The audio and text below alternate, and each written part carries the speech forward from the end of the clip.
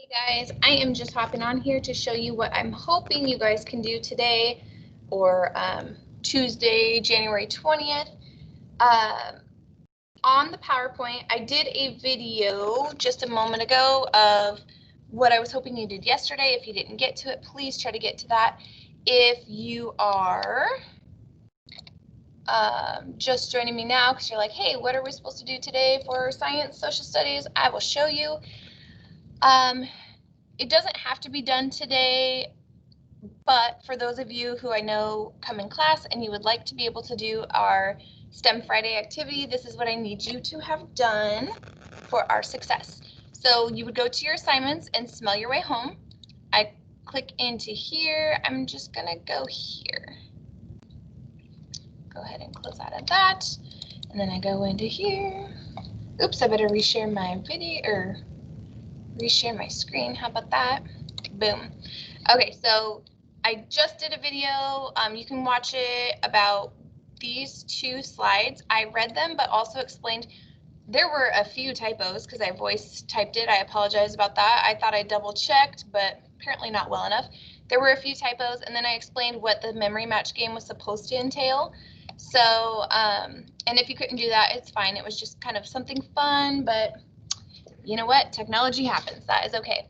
So for this video, I'm going to be reading slides 6, 7, and explaining 8 and 9 to you guys. So there is a lot of reading. If you prefer to just read it yourself, you just have at it. It is a little tricky to read. As you can see, there's side-by-side pages. I did have them like this, so if I click this, you'll see that the dots appear. If you just want to grab it and drag it to make it bigger, you can do that. I'm going to do that right now, and then I'll shrink them back. Or you can just listen along. So I will be doing that. If you don't want to watch and you'd rather read it on your own, go for it. If you prefer to hear it, here we go. So Trees to Seas, Journey of the Wild Salmon. Prior to playing the board game Trees to Seas, Journey Wild Salmon, whoops. Okay, I'm going to skip this because this was the teacher guide stuff. And by the way, on the left-hand side, it says, because there is a game that goes with this, but it would be too difficult to do online. There's coho male, coho female, so those are a salmon type, and chinook female, chinook male. So salmon, like people, depend upon trees, which sounds crazy because they live in the water. But although the life cycle of different salmon species is unique, most species travel from mountain streams, down rivers, past dams, farms, cities, industries, and shipping ports on their way to the Pacific Ocean.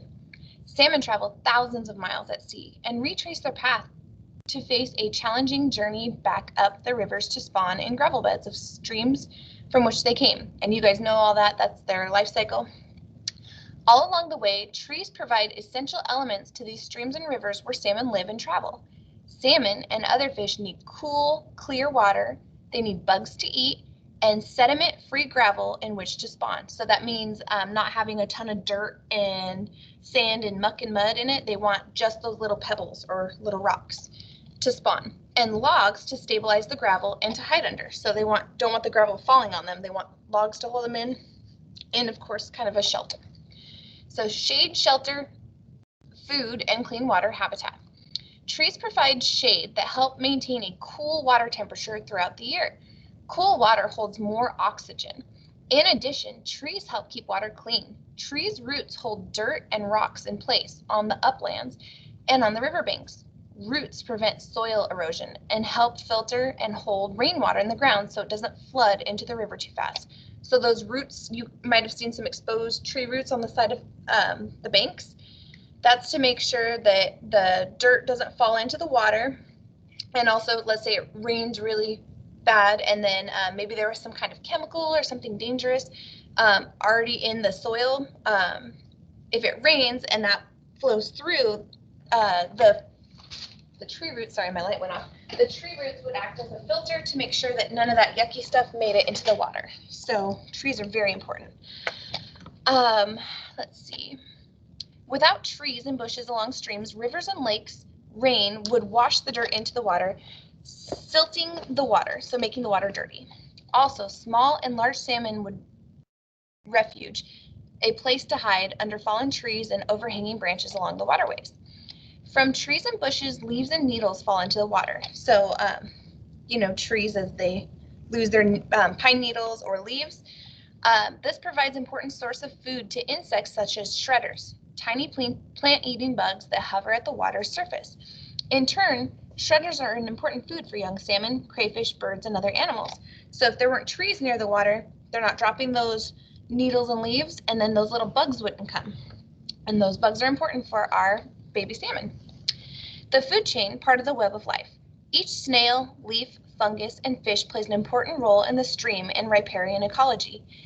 If streamside trees or bushes are removed, there is less food for algae, fungi, shredders, and fish. This affects the food chain that connects plants and animals.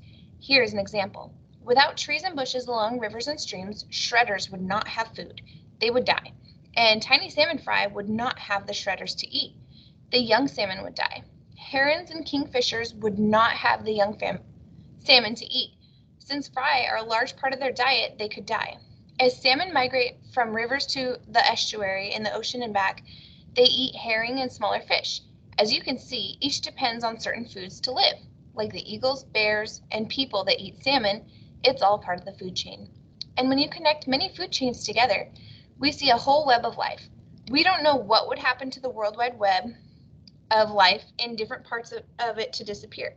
But you'll soon learn that people are working hard to prevent and repair damage to streams, rivers, estuaries, and bays. So again, we've talked about salmon being a keystone species. If without them, there would be a lot of creatures that didn't survive, but also a lot of those creatures depend on trees as well, not only for oxygen, but for part of their habitat as well. So here is the life cycle of the salmon. This is still on slide 6 on your Smell Your Way Home PowerPoint. Salmon dig out a shallow nest or redd in the gravel of a stream or river. There are 4 layers of gravel within a redd. The undisturbed stream bottom, the egg pocket where salmon eggs are deposited, the bridging layer of pebble-sized gravel, and the cover layer of smaller gravel. Redds can easily be destroyed by animals or people walking or riding across the shallow river, or by dirt washed or knocked into the water, covering the redd with silt or dirt and smothering the eggs, so those eggs have to be able to breathe. After several weeks of incubation, the eggs hatch into small larval fish called alvin or alvin, still with their yolk sac attached. The yolk sac provides food for the growing baby salmon. The alvin wiggles up through the gravel toward the running stream above. When the yolk sac is completely absorbed by the fish, it leaves the gravel and becomes a fry, so it doesn't come out until it's ready to eat. The free-swimming young fry actively feed in the stream. They immediately begin to protect their space and move together in schools. On their sides, dark blotches called parr marks help camouflage them. After spending up to 3 years growing and surviving in freshwater, depending on their species, so it can be between 1 and 3, I believe, depending on which salmon it is. Some salmon called non-anadromous fish remain in freshwater rivers all their lives. The anadromous salmon fry swim downstream to the ocean to mature or grow up in the saltwater. After their long journey before moving into the sea, young salmon silver in color, so they turn silver and they lose their parr marks, or those marks that make it look like it was grilled, and then are called smolt. Salmon keep this ocean adaptive coloration until they return to their home streams. So basically they had camouflage with their parr marks to hide in with the plants that might be in the freshwater. Once they become more silver, they are camouflaged for the ocean. So kind of cool, they have multiple types of camouflage. Home from the sea. Salmon remain at the sea for a few years to as much as 7 years. Salmon feed and grow in the ocean or freshwater environment until they reach full maturity. Then they retrace their path back to the river or stream where they were born. Salmon face the same obstacles that they faced swimming downriver, and in addition, they now face large birds, bears, recreational and commercial fishers, and in many places, the growing human population and our residential and commercial development have altered or destroyed the riparian habitat, so the habitat that's near the river. So they have all those obstacles to face on their way home as well. When salmon return to their home stream, they choose a spawning site and eventually mate. This process can include changes in body shape and coloration. Salmon carry out their spawning behavior that result in fertilizing eggs with milt, and these behaviors evolved over uncounted generations and have resulted in today's highly adapted salmon. After the salmon spawn, most species die, and their carcasses provide food for fish and wildlife. The importance of salmon carcasses to the food chain cannot be overemphasized. As salmon are taken out of the river by bears, eagles, raccoon, crows, seagulls, and other animals, bones or flesh are dropped into the forest. They are like garden fertilizer, adding nutrients from the sea to the land. They help make everything grow. In addition, insects, crayfish, other fish, and vegetation in the streams are fed by nutrients in the carcasses. It is all part of the food web of life. Counting wild salmon noses. Each salmon that returns home has beaten amazing odds. About 1 in 5 eggs produces a salmon fry. Of those, only 1 in 4 gets to the ocean. And 9 out of 10 of those are eaten by bigger fish or animals, or caught by recreational or commercial fishers. On average, out of 4,000 fish that started down the stream, 4 will return. It takes just 2 survivors from each spawning pair to sustain an entire salmon run, and yet our salmon runs have dropped so low in numbers that the salmonoid runs in Washington state, the federal government has listed 7 runs as threatened or endangered under the Endangered Species Act, and more are due to be listed. So as you can see, although they are still having salmon runs, they're getting smaller and smaller as we go. So hazards and predators. Trees and plants cut from riparian areas. So riparian and water habitat loss along rivers, streams, estuaries, and bays are among the most serious problems for our salmon. Although state forest practices rules have been changed to protect riparian habitat that helps many species, years of past logging practices cause problems. Sometimes few trees were left near rivers and streams. Lack of shade caused higher water. And you know what? That's all of slide 6. So what I'm going to do is stop this video, and I'm going to attach it to this slide because that is a lot to be reading.